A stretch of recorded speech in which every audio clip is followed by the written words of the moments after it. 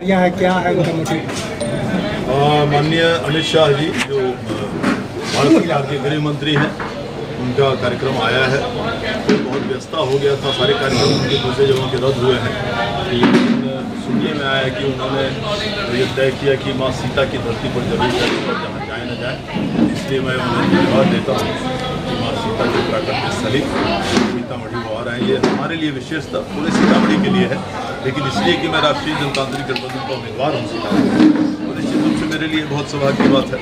हम उनका स्वागत करते हैं सीतामढ़ी की धरती पर, और मुझे विश्वास है कि उनके आने से और उनके भाषण से पूरे जिले में एक संदेश जाएगा, बहुत ही सकारात्मक संदेश। और रोड शो का भी कार्यक्रम, रोड शो समय की कमी उनको है, तो रोड शो कहाँ से कर लेंगे?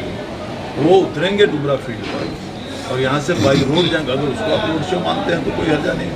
वहाँ से वो गाड़ी पे बैठेंगे, गोयनका कॉलेज जाएंगे, गोयनका कॉलेज में भाषण होगा उनका, और उसके बाद वो वापस आ जाएंगे। मैंने बताया आपको, कोई बहुत अप्रत्याशित कारण से सभी कार्यक्रम दूसरे जगह का उन्होंने रद्द किया है। ये भी रद्द होने की कगार पर था, लेकिन उन्होंने कहा नहीं और मैं कहीं जाऊँ न जाऊँ, सीतामढ़ी जरूर जाऊँगा। माँ सीता की धरती है, मेरी इच्छा थी कि वहाँ जाके मैं दर्शन लूँ वहाँ, लेकिन वक्त की कमी है। मैं उतरूँगा जरूर, धरती का प्रणाम करूँगा, भाषण दूँगा, 5 मिनट करूँगा।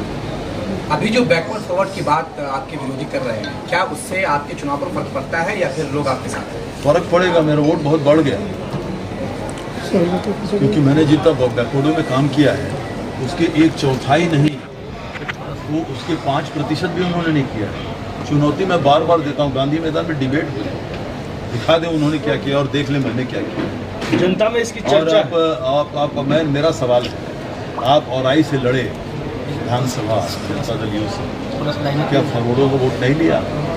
अगर ऐसा था तो आपको क्यों नहीं हिम्मत हुआ बोलने का कि मुझे फॉरवर्ड का वोट नहीं चाहिए? उसके बाद 2009 में आप यहाँ चुनाव लड़ने आए लोकसभा का, जबकि अभी जिला के हैं भी नहीं, और आप लड़ने आए। स्वर्गीय शरद यादव जी को धन्यवाद है, हम भी उनको प्राथमिकता मानते थे, बहुत अच्छे लोग थे, उन्होंने आपको यहाँ टिकट दिया। क्यों नहीं आपने ऐलान किया कि मैं पिछड़े समाज का हूँ, मुझे पिछड़े के अलावा और किसी का वोट नहीं चाहिए? क्यों नहीं ऐलान किया? आज याद आ रहा है कि आप पिछड़े हैं? याद आ रहा है तो बताएं पिछड़ों के लिए क्या किया है आपने अपने पूरे राजनीतिक जीवन में, और जान ले मैंने क्या किया, और तब बात करें। जब कुछ मुद्दा नहीं है, देख रहे हैं कि पूरा हार का पहाड़ उनके सर पर गिर रहा है, माथा फूटने जा रहा है, तो यही सब बोलेंगे और क्या बोलेंगे। लोगों में तो सिर्फ मोदी जी की ही चर्चा है, लोग चर्चा कर रहे हैं मोदी जी का, लेकिन ये लोग जो भ्रम फैला रहे हैं मनुवादी सामंतवादी, इस पे क्या कहते हैं? मोदी जी को मनुवादी कह रहे हैं क्या? जी नहीं। मोदी सामंतवादी है क्या? जी नहीं। मोदी जी अगले समाज के हैं, नीतीश कुमार अगले समाज का है।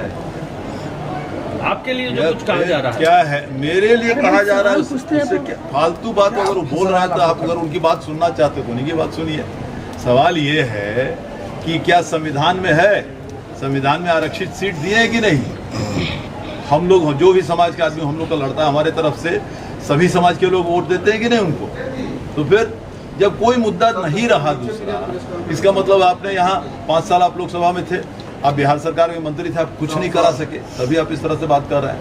आपको आश्चर्य होगा, ये जो आप बात कर रहे हैं आपने सुना नहीं है? वो कहते हैं कि फलना रोड मैंने बनाया, उस रोड के बारे में बात करते हैं जो अटल बिहारी बेचारे बना के चले गए।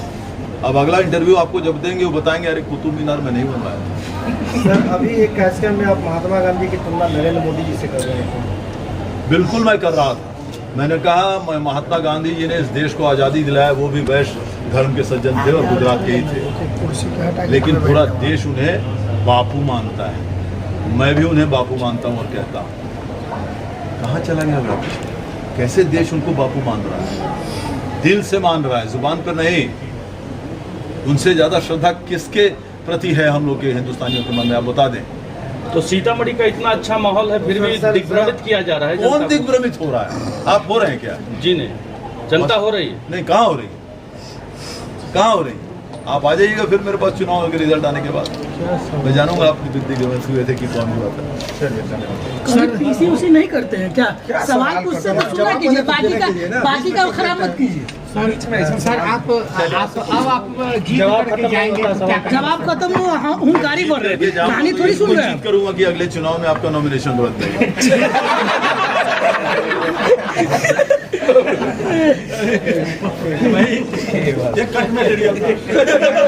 अब इसके बाद एमएलए का चुनाव लड़ने वाले हैं। अभी आप लगातार क्षेत्र भ्रमण कर रहे हैं, क्षेत्र भ्रमण में क्या आपको उम्मीद लग रही है इस बार के चुनाव में? यहाँ तो मैं बताऊंगा आपको कि देखिए ऐसा है, बड़ा सिंपल चुनाव। एक तो हवा लहर है नरेंद्र मोदी जी का और नीतीश कुमार का, इसमें कोई शक नहीं। नीतीश कुमार और माननीय नरेंद्र मोदी जी का लहर है, पूरे देश में है, बिहार में है और सीतामढ़ी में भी है। ये माँ सीता की प्राकट्य स्थली है और भगवान राम का काम पूरा हुआ अयोध्या में। अब यहाँ सीतामढ़ी के लोग इसलिए कि जो भावनात्मक संबंध सीतामढ़ी का भगवान राम से है, अयोध्या से है, माँ सीता का अयोध्या से है, तो हर आदमी अब ये सोच रहा है, ये उम्मीद लगा के बैठा है कि चलिए अयोध्या का काम पूरा हुआ, निश्चित रूप से हमारे सीतामढ़ी का भी उसी तर्ज पे काम होगा। नंबर 1। और ये भी बोलते हैं कि हाँ, दूसरा आदमी जो सुनता हो ये बोलता है ये बात तो है, मोदी है तो मुमकिन है, ये भी बोलता है हर आदमी। तो ये आस्था हर आदमी का आदरणीय नरेंद्र मोदी के प्रति हो चुका है। लोग मानते हैं कि साहब देश का मान सम्मान बढ़ाने का उन्हें दुनिया में काम किया है, हिंदुस्तान में भी गरीबों के लिए खासकर, और खासकर कोरोना के बाद करोड़ों लोगों की जानें बची हैं। जो जब सबसे पहले देश में, दुनिया में सबसे पहले कोरोना का इंजेक्शन बना इंडिया में, और कि भेदभाव हुआ क्या, मैं जानना चाहता हूँ। कहीं भेदभाव किया क्या नरेंद्र मोदी ने या भारत सरकार ने कि फल्ला धर्म वालों को ही वो इंजेक्शन दो, फल्ला धर्म वाले को मत देना, फल्ला धर्म वाले को वो चावल मत देना, अनाज मत देना उसके घर में, फल्ला धर्म वाले को उसके घर में ये राशि मत देना जो 5,000 6,000 देना है प्रत्येक आदमी को, एडल्ट आदमी को। उन्होंने कहीं इस बात पर भेदभाव किया क्या कि ये साहब आयुष्मान कार्ड है, ये खाली फलने धर्म को ही देना। तो एक गरीब आदमी, हम लोग कई जगह क्षेत्र में गए, हमने पूछा कई जगह विचार, एक झुंड देखा गरीब महिलाओं की, हमने पूछा चाची की विचार है केकरा वोट देवे, जेकर खाई छी ओकरे न देवे। जोर से आवाज से बोल के बेचारी महिला बोल रही, गरीब गाँव इस तरह से बोल रही। सर आप समझ सकते हैं, इससे आप इसका संकेत समझिए। सर विपक्षी वैक्सीन पर भी आरोप लगा रहे हैं, वैक्सीन को लेकर आरोप लगा रहे हैं। वही लगा रहे होंगे जो खुद भी ले लिए होंगे। सर सीतामढ़ी की जनता मोदी के नाम पे वोट देगी या देवेश जी के नाम पे वोट देगी? 100% मोदी जी नीतीश जी के नाम पे देगी, 10-20% देवेश ठाकुर के नाम से ऐसा देगी। क्यों? क्योंकि मैंने काम कराया है यहाँ। मैं आपको अपनी किताब दे देता हूँ, जाके पढ़ ले, अगले दिन आके मुझे बताएं कि अगर देश में किसी ने किसी क्षेत्र में उसने व्यक्तिगत रूप से उस तरह का काम कराया हो तो आप मुझे बताएं, अगर आपको जानकारी है तो अभी दे देता हूँ, आपको सभी लोग को दे देता हूँ। उसमें सारे किताब जो काम है वो मेरे तरफ से किए हुए हैं, सरकार की तरफ से किए हुए काम नहीं है, मेरे तरफ से जो काम इस मेरे 20 साल में है उसका जिक्र है उसमें। मीसा भारती के मंच पर तेज प्रताप के द्वारा कल आरजेडी के कार्यकर्ताओं को थप्पड़ मारा गया। व्यक्तिगत टिप्पणी मैंने करता नहीं है, मेरा आदत है, ये हमारे विपक्षी जो लोग हैं उनकी आदत है, हम लोग का वो संस्कार है। चुनाव के 5 दिन बचे हैं, जनता मालिकों के लिए कुछ कहना चाहेंगे? जनता मालिकों के लिए संदेश है, उन्हें धन्यवाद है, बहुत प्रेम दिया है इस पूरे अभियान में। जो चुनाव प्रचार अभियान हुआ है हमारा राष्ट्रीय जनता दल गठबंधन के उम्मीदवार बन के, और हमने सबको बताया कि हम आदरणीय नीतीश कुमार के द्वारा उम्मीदवार बनाए गए हैं, 3 छाप लेकर आपके पास आए हैं। समर्थन है आदरणीय नरेंद्र मोदी जी का, आदरणीय जीतन राम मांझी जी का, आदरणीय उपेंद्र कुशवाहा जी का, आदरणीय चिराग पासवान जी का, सभी का समर्थन है। और हमने जो काम किया है पूरे सीतामढ़ी में और पूरे तिरहुत क्षेत्र में, मैंने अपनी जानकारी उनको दी, मैंने क्या क्या किए हैं और अजूबे काम किए हैं। ऐसा किसी ने किया होगा तो मैं चाहता हूँ जानना कि अगर किसी ने और उस तरह से काम किया, व्यक्तिगत काम किया। हजारों लोगों को मैंने तिपहिया साइकिल दिया है, गरीबों को, गरीब बच्चियों को जो अपने न जिले के हैं, न हमारे समाज के हैं, न ये है वहाँ के हैं, हमने उनको बुला के दूर दूर से बुला के लाखों लाख रुपए के खेल सामग्री खरीदवा दिया, जिससे कि वो ऑल इंडिया कॉम्पिटिशन में टॉप पर गोल्ड मेडल जीत के आए। हमने 6,000 लोगों से ज़्यादा लोगों को नौकरी पाने में मदद किया बिहार से। मेरे सारे किताब में सारी बात फोटो के साथ है, सबूत के साथ है, सारे बातों का जिक्र है। हमने कैसे बिहार का मान सम्मान बढ़ाने का काम मुंबई में किया, जिसकी जिक्र माननीय मैं धन्यवाद देता हूँ माननीय मुख्यमंत्री ने की जिन मंच से। आप अगर थे वहाँ मुंबई में तो आपने सुना हो, जी सुना कि उन्होंने कहा कि बम्बई में उन्होंने कार्यक्रम कराया जिसमें 2 लाख आदमी आए हुए, खाली बिहारी थे। तो वो सारी बातों का जिक्र है, इसलिए जनता जानेगी कि काम, अगर काम पर जनता चाहेगी तो निश्चित रूप से वोट मुझे ही मिलेगी। और जनता विकास चाहती है, काम देखना चाहती है अपनी प्रतिनिधियों के द्वारा, क्योंकि जो एक आरजेडी का कार्यकाल था उस समय लोगों ने देखा किस तरह का काम हुआ, किस तरह का काम हुआ। विकास छोड़ के सब कुछ हुआ, लूट हुआ, अपहरण हुआ, बलात्कार हुए, जातीय दंगे फैलाए गए, सांप्रदायिक उन्माद फैलाया गया, कहीं बिजली नहीं, कहीं 1 मिनट का रोड नहीं। इस तरह से वो सरकार चलाया जाता है, निर्वाचित सरकार चलता है। पटना उच्च न्यायालय ने टिप्पणी कर दी कि साहब यहाँ जंगल राज चल रहा है उस समय। इसलिए कोई नहीं लौटना चाहता उस राज में। और कुछ ये दूसरा चीज़ है, ये तो आपने अगड़े पिछड़े का बात कहा, अच्छा वो मुझे याद आ गया।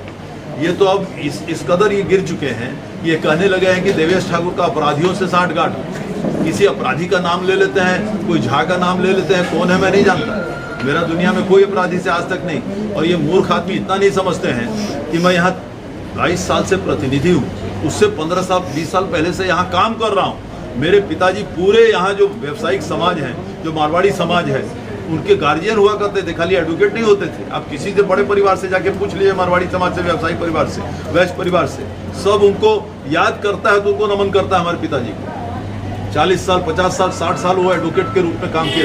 1939 में काम शुरू किया एडवोकेट का, और 95 में उनका देहांत हुआ है। यानी 45 और एक 46 साल वो 55 और एक 56 साल वो प्रैक्टिस किए यहाँ। तो ये उनकी रेपुटेशन थी, उसी हिसाब से लोग मुझे देखते हैं। और मैं आज 15 साल से 20 साल से यहाँ पर हूँ। कोई इतिहास है क्या? कहते हैं टेंडर हो जाएगा, टेंडर में खून खराबा होगा, टेंडर में लेवी कलेक्ट किया जाएगा। वो जो एक्सपर्टीज उनके दल का है वो अपने बारे में सब यहाँ खुद सुना रहे हैं, वो दर्शा रहे हैं कि क्या किस चीज़ का एक्सपर्टीज है उनका। ये परिस्थिति है। तो ऐसा, और सब आके मुझे बोलते हैं, साहब हम लोग तो हंसी आते हैं जब वो आदमी इस तरह से बात करता है। इस परिवार को और आपको इस तरह से बोलना, तो हम समझते हैं कि इससे बड़ा बेवकूफ़ी हो नहीं सकता है। लेकिन आप एकदम निश्चित रहे, मैं आपको बताता हूँ, कहीं किसी तरह से कोई गलतफहमी किसी को नहीं हो सकता हमारे बारे में, हमारे काम के बारे में।